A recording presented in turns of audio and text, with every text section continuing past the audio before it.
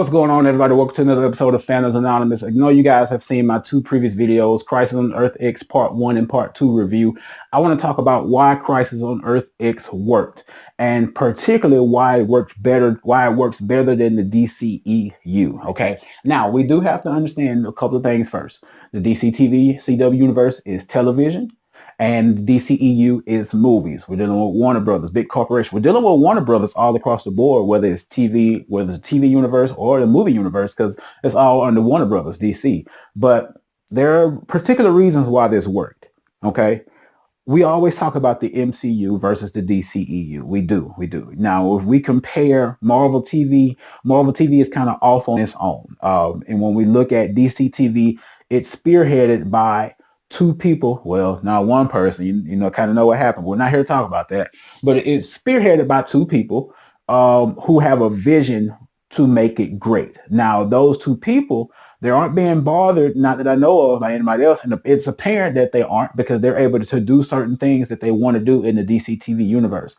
When we look at the DCEU, everybody's hand is in the pot. Everybody's hand is in the script. Everybody's hand is everywhere when it comes to making things on those movies.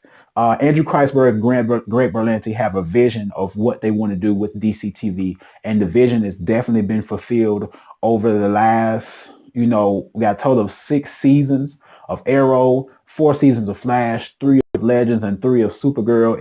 That vision has been realized, because it seems that there are people in place to make what we see on the CW be so great. But as far as the DCEU is concerned, there are too many people in place, and there needs to be a meltdown, and there needs to be one deciding factor that maybe just have to present something to someone every once in a while to get things done. My whole take is, and two people have definitely brought this to my attention. It was Antonio Birch. Shout out to Antonio Birch. He brought that to my on Facebook when I said, why was the DC TV crossover better than Justice League?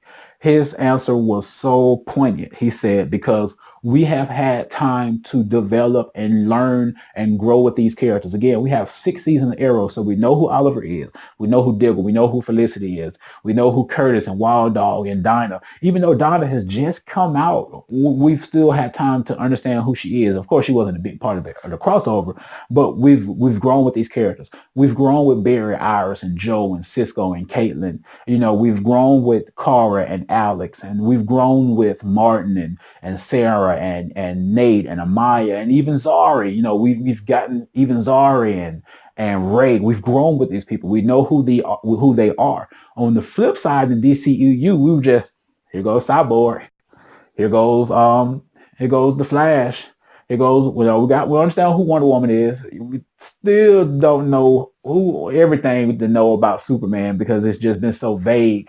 And Batman probably is one of the most fleshed out characters, and just throw Aquaman in there, just throw it all together, and we haven't had time to develop or know these people. It was just handed off to us, like, okay, you know who the characters were before, so just go ahead and go along with it. And that's the problem.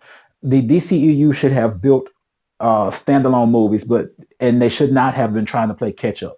It's evident. It's there. The proof is in the pudding. They were trying to play catch up with what Marvel was doing, when they should have just paced their own movies out, giving us a Cyborg, giving us an Iron Man, not an Iron Man, but giving us an Aquaman, giving us a better Superman, giving us a full-fledged Batman. You gave us Wonder Woman and a Flash. They just gave us these characters. Whereas DC TV, these people are household names. Barry Allen on the CW, Oliver Queen on the CW, Cara Danvers, Supergirl, The Legends of Tomorrow. These are now household names with people.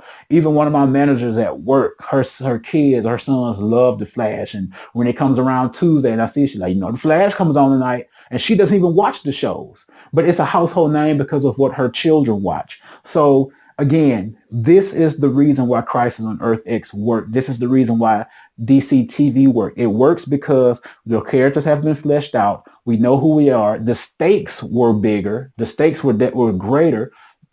People died. Things happened in this. So people could have died. People died, and situations and things could have been very drastic. But That is the reason why we have the DC TV universe versus the DCEU. And that is why I feel that Crisis on Earth X actually worked. So let me know what you think in the comments below. What is your reason that Crisis on Earth X works better than the DCEU and the like? So let me know in the comments below whether you're watching this on YouTube or Facebook. You guys have a good one.